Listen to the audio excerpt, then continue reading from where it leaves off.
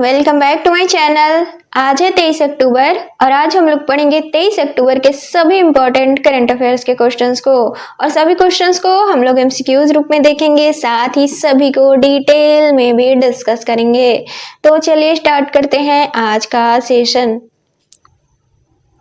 तो आज का पहला सवाल है, पुलिस स्मृति दिवस कब मनाया जाता है? तो पुलिस स्मृति दिवस हर साल 21 अक्टूबर को मनाया जाता है। अब ऐसा क्यों? तो दरअसल साल 1959 में भारत और चाइना के बीच सीमा को लेकर विवाद हुआ था, जिसके बाद सीआरपीएफ के जवानों को सीमा की निगरानी के लिए भेजा गया था और लद्दाख के हॉट स्प्रिंग में 20 सदस्यीय पुलिस दल को गश्ती के तौर पर भेजा गया था। इसके बाद 21 अक्टूबर साल 1959 को चाइना की सेना द्वारा हमला किया गया था, जिसमें कि 10 जवान शहीद हो गए थे, 7 घायल हुए थे और कुछ बंदी भी बनाए गए थे। इस दिन को चिन्हित करते हुए यह दिवस मनाया जाता है और इसका मुख्य उद्देश्य है ऐसे जवानों और साथ ही पुलिस कर्मियों को श्रद्धांजलि देना, साथ ही इनके बलिदानों को याद करना जिन्होंने कि अपना कर्तव्य निभाते हुए शहीद हुए थे, यानी कि ऐसे पुलिस कर्मियों के बलिदानों को याद करना जो कि अपना कर्तव्य निभाते हुए शहीद हुए थे। तो आंसर हो जाएगा ऑप्शन डी, 21 अक्टूबर। अगला सवाल है, हाल ही में UIDAI द्वारा किसके लिए मैस्कॉट डिजाइन प्रतियोगिता शुरू की गई है? तो दरअसल हाल ही में UIDAI द्वारा आधार के लिए मैस्कॉट डिजाइन प्रतियोगिता शुरू की गई है, जिसमें कि सभी भारतीय नागरिक भाग ले सकते हैं। अब UIDAI इसे आगे समझते हैं। तो इस प्रतियोगिता का मुख्य उद्देश्य है आधार की ब्रांड पहचान को अधिक सुलभ और साथ ही मजबूत बनाना और यह प्रतियोगिता 6 से 31 अक्टूबर तक चलेगा। अब UIDAI तो इसका पूरा नाम है unique identification authority of India और यह भारत सरकार की एक वैधानिक संस्था है और यह आधार यानी कि 12 अंकों की एक विशिष्ट पहचान संख्या जारी करता है। इसका मुख्य उद्देश्य है प्रत्येक भारतीय नागरिक की पहचान को डिजिटली तरीके से सुनिश्चित करना और इसकी स्थापना की गई थी 28 जनवरी साल 2009 को और इसका मुख्यालय है नई दिल्ली में। तो आंसर हो जाएगा ऑप्शन बी, आधार। अगला सवाल है, हाल ही में इच्छा मृत्यु को वैध घोषित करने वाला देश कौन सा है? तो दरअसल हाल ही में दक्षिण अमेरिकी देश उरुग्वे में इच्छा मृत्यु से संबंधित एक कानून को पारित किया गया है और ऐसा करने वाला लैटिन अमेरिका का पहला देश बना है उरुग्वे। इसके बाद मानसिक तौर पे जो सक्षम और साथ ही वयस्क नागरिक यानी कि 18+ जो होंगे, इन्हें देश में इच्छा मृत्यु की स्वीकृति दी गई है। और कैसे लोग? तो दरअसल जो कि बीमारी से पीड़ित होंगे और इसका इलाज संभव नहीं हो सकेगा, ऐसे लोग। अब उरुग्वे तो दरअसल दक्षिण अमेरिकी देश है, इसकी राजधानी है मोंटेवीडियो, यहाँ की मुद्रा है पीसो, वर्तमान राष्ट्रपति हैं यमांडू ओरसी और उरुग्वे में प्रधानमंत्री के पद का प्रावधान नहीं किया गया है, यानी कि उरुग्वे के संविधान के अनुसार देश में प्रधानमंत्री का पद नहीं है, यहाँ पे सरकार के प्रमुख राष्ट्रपति होते हैं। तो आंसर हो जाएगा ऑप्शन सी, उरुग्वे। अगला सवाल है, हाल ही में सुल्तान जोहर कप 2025 का खिताब किसने जीता है? तो सुल्तान जोहर कप 2025, तो अब सुल्तान जोहर कप है क्या, किससे संबंधित है, इसे हम आगे डिटेल में जानेंगे। अभी देखते हैं 2025 के बारे में। तो दरअसल यह अंडर 20 स्तर का पुरुष हॉकी टूर्नामेंट था और यह 13वां संस्करण था। इसका आयोजन 11 से 18 अक्टूबर तक किया गया था। कहाँ पे? तो मलेशिया में। इसमें टीमें भाग ली थी 6। विजेता रही है ऑस्ट्रेलिया की टीम, उप विजेता रही है भारतीय टीम और ऑस्ट्रेलिया का यह तीसरा खिताब था, यानी कि ऑस्ट्रेलिया तीसरी बार यह खिताब जीता है। इसके अलावा भारत 5वीं बार उप विजेता रहा है इस टूर्नामेंट में।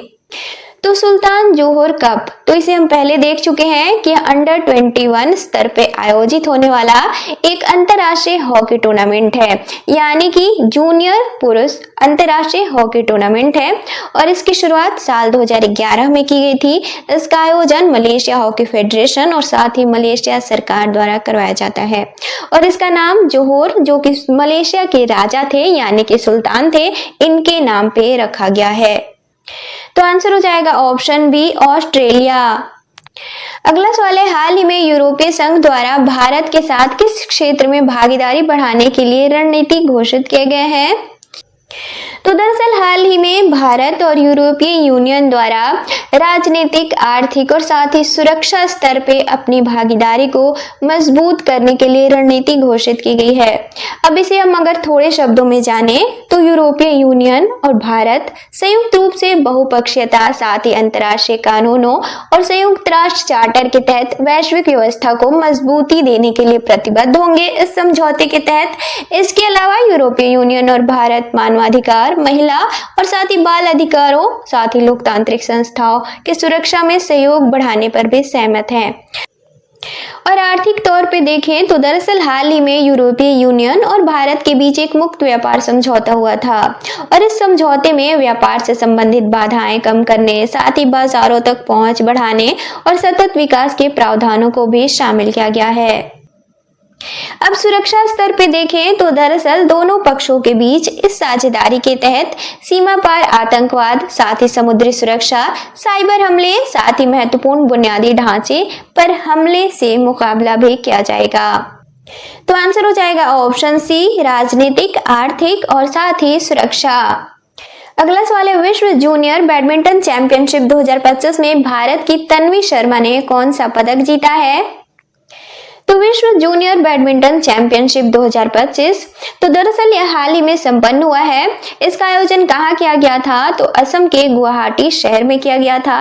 इसमें महिला एकल वर्ग में विजेता रही हैं, यानी कि स्वर्ण पदक जीता है थाईलैंड की अन्यापत फीरजित प्रीचासक ने, और इसके अलावा उप विजेता रही हैं भारत की तन्वी शर्मा, यानी कि तन्वी शर्मा ने रजत पदक जीता है और पिछले 17 वर्षों में भारत का यह पहला पदक है इस चैंपियनशिप में। इससे पहले साल 2008 में साइना नेहवाल ने स्वर्ण पदक जीता था और रजत जीतने वाली 5वीं भारतीय बनी है तन्वी शर्मा। इनसे पहले अन्य 4 कौन से थे? तो पहली थी अपर्णा पोपट जो कि साल 1996 में इन्होंने जीता था। इसके अलावा साइना नेहवाल 2006 में, इसके अलावा सिरिल वर्मा साल 2015 में, इसके अलावा शंकर मुथुस्वामी ने साल 2022 में रजत पदक जीता था। इसके अलावा पुरुष एकल वर्ग में विजेता कौन रहे हैं? तो चाइना के लियू यांगमिंग रहे हैं, जबकि उप विजेता रहे हैं मोहम्मद जकी उबैदुल्लाह जो कि इंडोनेशिया के हैं।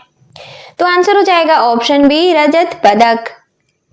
अगला सवाल है, हाल ही में पीजीटीआई के अध्यक्ष कौन नियुक्त किए गए हैं?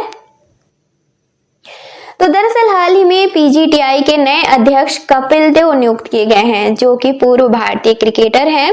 अब पीजीटीआई यह है क्या? तो इसका पूरा नाम है professional golf tour of India. यह भारतीय पुरुष गोल्फ खिलाड़ियों के लिए एक संगठन है और इसकी स्थापना सितंबर साल 2006 में की गई थी। इसका मुख्यालय नई दिल्ली में स्थित है और इसका मुख्य उद्देश्य है भारत में पेशेवर गोल्फ को बढ़ावा देना। तो आंसर हो जाएगा ऑप्शन बी, कपिल देव। अगला सवाल है, हाल ही में किस राज्य सरकार द्वारा साल 2025 को शहरी विकास वर्ष के तौर पे घोषित किया गया है? तो हाल ही में गुजरात सरकार द्वारा साल 2025 को शहरी विकास वर्ष के तौर पे घोषित किया गया है। इसका मुख्य उद्देश्य है राज्य में शहरी बुनियादी ढांचे, साथ ही समग्र शहर नियोजन और रहने योग्य शहरों का निर्माण करना या फिर इनके निर्माण पे विशेष ध्यान देना। तो आंसर हो जाएगा ऑप्शन ए, गुजरात। अब गुजरात भारत में सबसे लंबी तटरेखा वाला राज्य है। इसकी राजधानी है गांधीनगर। यहाँ के वर्तमान मुख्यमंत्री हैं भूपेंद्र पटेल, वर्तमान राज्यपाल हैं आचार्य देवव्रत। इसके अलावा यहाँ की राजकीय भाषा है गुजराती और यहाँ पे जिले कितने हैं? तो 33। राजकीय पशु है एशियाई शेर, राजकीय पक्षी है फ्लेमिंगो, वृक्ष है आम और फूल है मौलसीरी।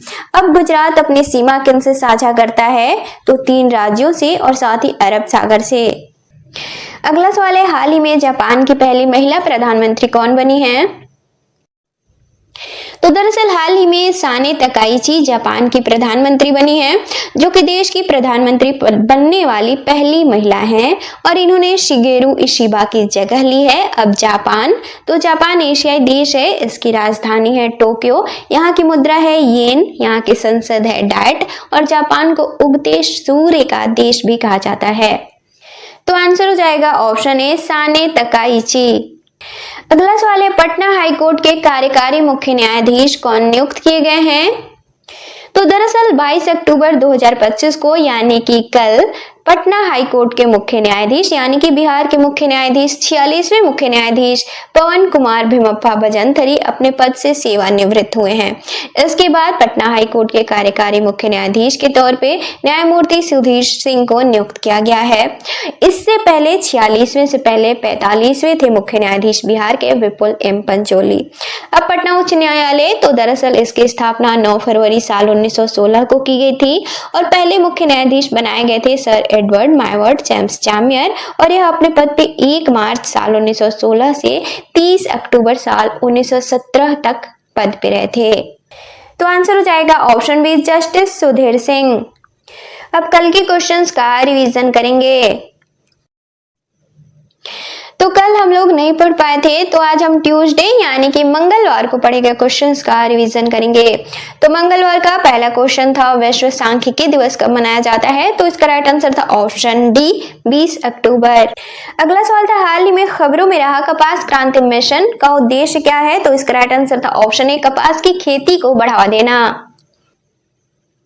अगला सवाल था हाल ही में वी राइज पहल की शुरुआत किसके द्वारा की गई है, तो इसका राइट आंसर था ऑप्शन ए नीति आयोग और डीपी वर्ल्ड। अगला सवाल था भारत द्वारा अंटार्कटिका महाद्वीप में बनाया जाने वाला चौथा अनुसंधान स्टेशन कौन सा है, तो इसका राइट आंसर था ऑप्शन सी मैत्री 2। अगला सवाल था हाल ही में भारत और मध्य एशियाई सुरक्षा परिषद की तीसरी बैठक का आयोजन कहाँ किया गया है, तो इसका राइट आंसर था ऑप्शन ए बिश्केक किर्गिस्तान। अगला सवाल था कटी बिहू उत्सव किस राज्य या फिर केंद्र शासित प्रदेश से संबंधित है, तो इसका राइट आंसर था ऑप्शन ए असम। अगला सवाल था हाल ही में क्रिकेट के सभी प्रारूपों में 50 अंतर्राष्ट्रीय मैच खेलने वाले पहले भारतीय तेज गेंदबाज कौन बने हैं, तो इसका राइट आंसर था ऑप्शन बी जसप्रीत बुमराह। अगला सवाल था हाल ही में 8वें राष्ट्रीय पोषण महीने का समापन कहाँ किया गया है, तो इसका राइट आंसर था ऑप्शन डी देहरादून। अगला सवाल था हाल ही में जारी इनरिच आईएमडी सतत व्यापार सूचकांक 2025 में भारत कौन से स्थान पर है, तो इसका राइट आंसर था ऑप्शन बी 23वें। और लास्ट क्वेश्चन था हाल ही में खबरों में रही द ब्रह्मास्त्र अनलिस्टेड नामक पुस्तक किसके द्वारा लिखी गई है, तो इसका राइट आंसर था ऑप्शन ए डी शिवानंदन।